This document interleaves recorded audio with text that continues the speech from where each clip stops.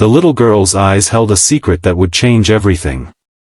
When single father Mike Reynolds found 7-year-old Lily shivering behind his rural gas station, he had no idea that by nightfall, armed men would surround his modest home, or that the child's mother, one of the most powerful women in the country, would arrive with news that would make his blood run cold. "They're coming for her," she'd whispered, "and they'll kill anyone who stands in their way." By morning, 3 lives that should never have intersected would be bound together forever by a truth so dangerous that governments would fall to keep it hidden. If you're gripped already, hit that like button and subscribe to the channel for more incredible stories that blur the line between ordinary lives and extraordinary circumstances. Your support helps us bring these powerful narratives to life. Mike Reynolds wiped his calloused hands on a rag that had seen better days. The evening shift at his small gas station on the outskirts of Pinewood was always quiet, especially on Tuesdays. Rain pattered against the windows, creating rivulets that distorted the view of the empty parking lot. At 42, Mike's life had settled into a predictable rhythm: work, home to his 12-year-old son Ethan, sleep, repeat. The unexpected had no place in his carefully constructed world, not since his wife's death 3 years ago. The bell above the door remained silent. No customers meant he could close early, maybe surprise Ethan with pizza and a movie night. His son had been struggling lately, the absence of his mother hitting harder as he approached his teenage years. Mike checked his watch, 20 minutes until official closing time. Close enough. As he moved to turn the sign on the door, a flash of movement caught his eye. Something, or someone, darted between the gas pumps, small and quick. Mike squinted through the rain-streaked glass. There it was again, a child, soaked to the bone, with no adult in sight. Mike pushed the door open, the cold rain immediately seeping through his thin work shirt. "Hey there," he called, keeping his voice gentle. "Are you okay?" The child, a girl, he could see now, froze like a startled deer. She couldn't have been more than 7 or 8, her dark hair plastered to her pale face, clothes clinging to her small frame. What struck Mike most were her eyes, wide, intelligent, and filled with unmistakable fear. "I'm not going to hurt you," Mike said, crouching down to appear less intimidating. "It's raining pretty hard. Do you want to come inside where it's dry?" The girl took a hesitant step backward, glancing over her shoulder as if expecting someone to materialize from the darkness. "My name's Mike," he continued. "I own this place. I have a son about your age, well, a bit older. His name's Ethan." At the mention of another child, something in the girl's posture softened slightly. She stopped retreating but didn't approach. "Are you lost?" Mike asked. "Where are your parents?" The girl's lips trembled, but no words came out. Instead, tears welled in her eyes, mixing with the raindrops on her cheeks. "Okay, it's okay," Mike said quickly. "You don't have to talk. But you're soaking wet, and it's getting cold. Please come inside. I can call someone to help you." After what seemed like an eternity, the girl gave a tiny nod. Mike stood slowly, careful not to make any sudden movements, and held the door open. The girl darted past him, keeping a careful distance as she entered the warmth of the gas station. Under the fluorescent lights, Mike could see her more clearly. Her clothes were expensive, designer jeans and a light jacket that probably cost more than his weekly paycheck. This wasn't a child from the struggling families in Pinewood. Her sneakers, though mud-splattered now, were pristine white and new.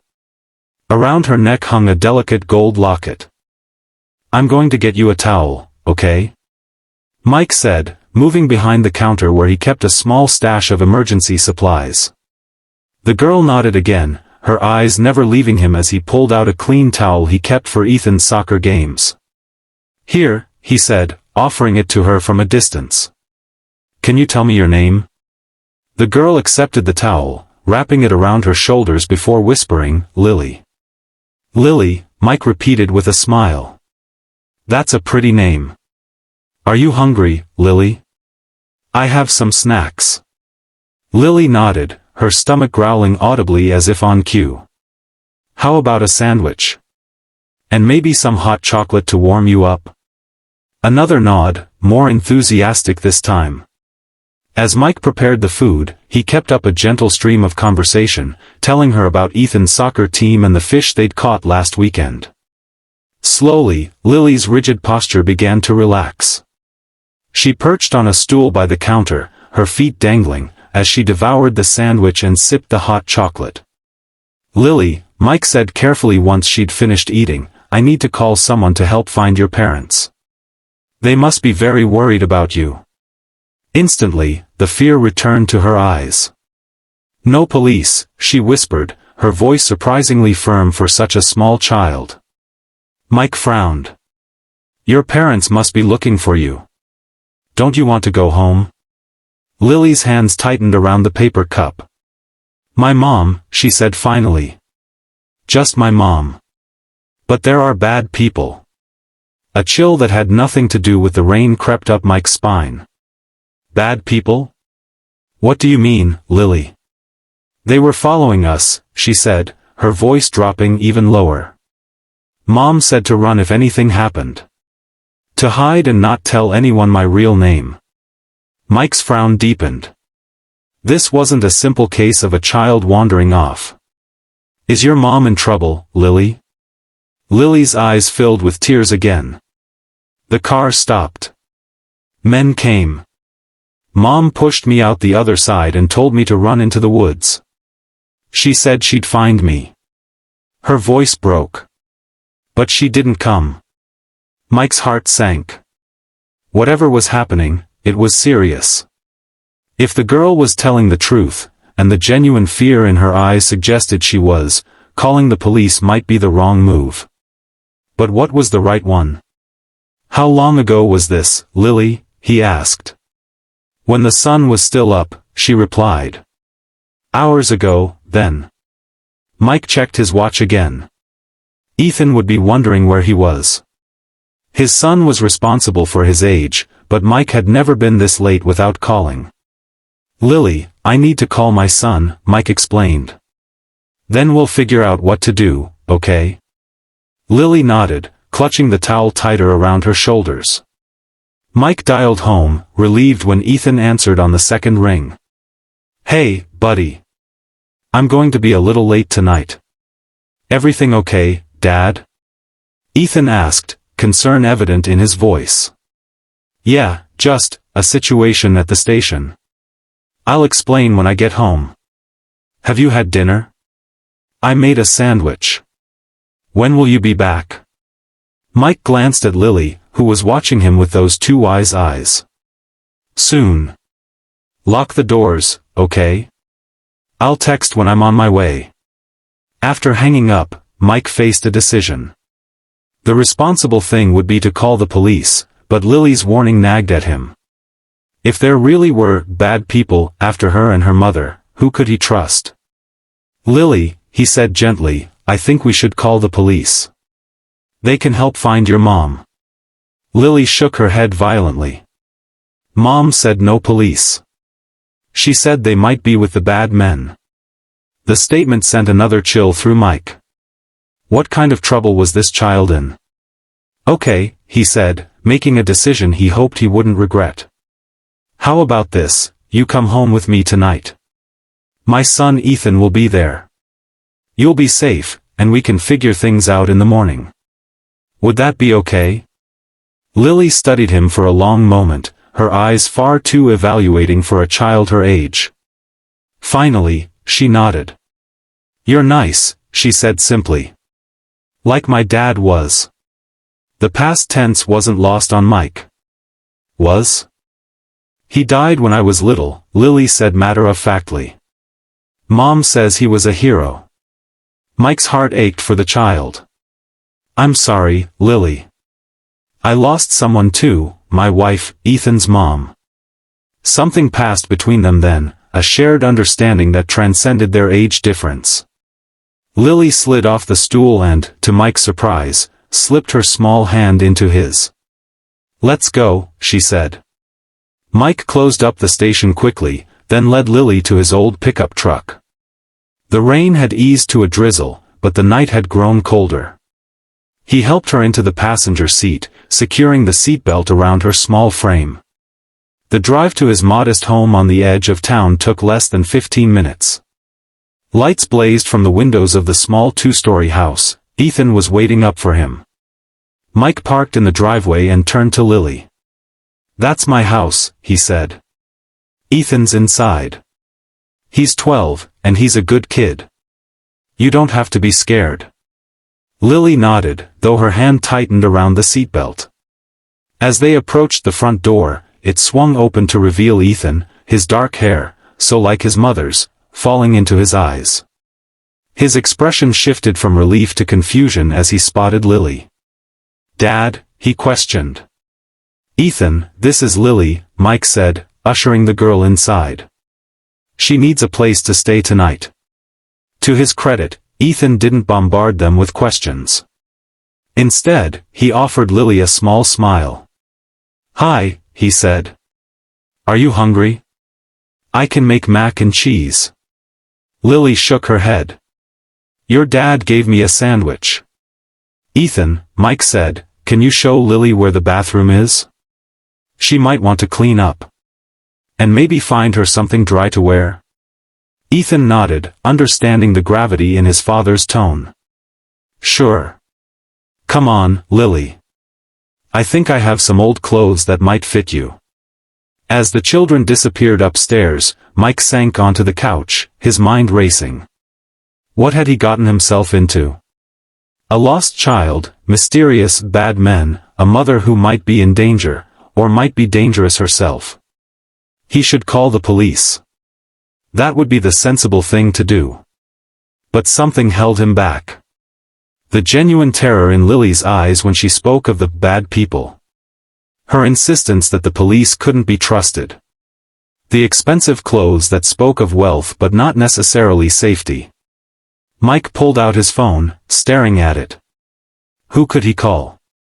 His brother was a lawyer in the city, but corporate law wouldn't help in this situation. His neighbor, Mrs. Winters, had been a social worker before retirement. She might have advice. Before he could decide, Ethan and Lily returned. Lily was swimming in one of Ethan's old t-shirts, which hung to her knees like a dress, and a pair of basketball shorts cinched tight at the waist. Her hair was damp but no longer dripping, and her face was clean. She looked even younger now, vulnerable in a way that strengthened Mike's resolve to protect her. "Feeling better?" Mike asked. Lily nodded, hovering close to Ethan as if she decided he was safe. "Dad," Ethan said, his voice low, "Lily says someone's after her mom." Mike sighed. "I know, buddy. We're going to figure this out, okay? For tonight, Lily needs a safe place to sleep." "She can have my bed," Ethan offered immediately. "I'll take the couch." Mike felt a surge of pride at his son's instinctive kindness. "That's generous, but I think Lily might feel more comfortable in the guest room. It's smaller, but it has its own bathroom." The guest room was rarely used, just occasionally when Mike's brother visited from the city. It still held traces of his late wife, Sarah, in the floral bedspread she'd chosen and the watercolor paintings on the walls. "Is that okay, Lily?" Mike asked. Lily nodded, but her eyes were growing heavy. The events of the day were clearly catching up with her. "How about we get you settled, and then we can talk more in the morning?" Mike suggested. He led Lily to the guest room, Ethan trailing behind. The room was small but cozy, with a twin bed tucked under a window that overlooked the backyard. Mike turned down the covers while Ethan fetched a spare toothbrush from the bathroom cabinet. "If you need anything during the night, my room is right across the hall," Mike told her. "And Ethan is next door." "Thank you," Lily said softly, climbing into the bed. She looked tiny against the pillows, her dark hair fanning out like a shadow. "Good night, Lily," Ethan said from the doorway. "Night," she whispered back. Mike hesitated, then gently pulled the covers up to her chin, the way he used to do for Ethan when he was younger. Sleep well, Lily. You're safe here. As he turned to leave, Lily's small voice stopped him. Mr. Mike? Yes? My mom will find me, she said with absolute certainty. She always does. There was something in her tone, pride, mixed with a hint of warning, that made Mike wonder exactly who Lily's mother was, and what resources she might have at her disposal. I hope she does, Mike said honestly. We'll help her find you. Lily's eyes were already closing as he shut the door partway, leaving it cracked to let in light from the hallway. In the living room, Ethan was waiting, his expression serious beyond his years. Dad, what's going on? Who is she? Mike sank onto the couch beside his son. I found her hiding behind the gas station. She was soaked through, scared. Says she was in a car with her mom when some men came after them. Her mom told her to run and hide. Ethan's eyes widened. Like in the movies? Should we call the police? She doesn't want me to, Mike admitted. Says her mom warned her not to trust them. That's weird, Ethan said, frowning. Do you believe her? Mike ran a hand through his hair. I don't know what to believe, but she's definitely scared of something. For tonight, she needs a safe place to sleep. Tomorrow, we'll figure out what to do. Ethan nodded, accepting this as he accepted most of his father's decisions, with trust born of years of dependability. She's really little to be out there alone. Yeah, Mike agreed, his throat tightening. She is. After Ethan went to bed, Mike sat alone in the living room, the house quiet except for the occasional creak of settling wood. He should sleep, tomorrow would bring its own challenges, but his mind wouldn't quiet. Who was Lily? Who was her mother? And who were the bad people they were running from? He must have dozed off on the couch because the next thing he knew, a sound jolted him awake. Mike sat up, disoriented, his neck stiff from the awkward angle. The living room was dark except for the glow of the muted television. What had woken him? There it was again, a soft thump from upstairs. Mike rose quietly, years of checking on Ethan making his movements automatic. He climbed the stairs, avoiding the third step that always creaked, and paused in the hallway. A sliver of light showed under the guest room door. Mike approached cautiously, listening. No sound came from within. He knocked gently. Lily? Everything okay? No answer. Concern mounting, Mike pushed the door open. The room was empty, the bed neatly made as if no one had slept in it. The bathroom door stood open, revealing another empty space. Panic surged through Mike. Had she run away? Or worse, had someone taken her? Lily, he called, louder now, no longer caring if he woke Ethan. A small sound from the closet caught his attention. Mike crossed the room in 2 strides and pulled open the closet door. Lily was huddled in the corner, her knees drawn up to her chest, clutching something in her hands.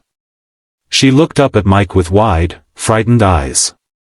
Lily, Mike breathed, relief washing over him. What are you doing in here? You scared me. I heard something, she whispered. Outside. Mike frowned. Outside? What did you hear? A car, Lily said. It drove by really slow. Then it came back. Mike's relief faded, replaced by a new concern. Their street was quiet, especially at night. Cars rarely passed by, and when they did, they didn't circle back.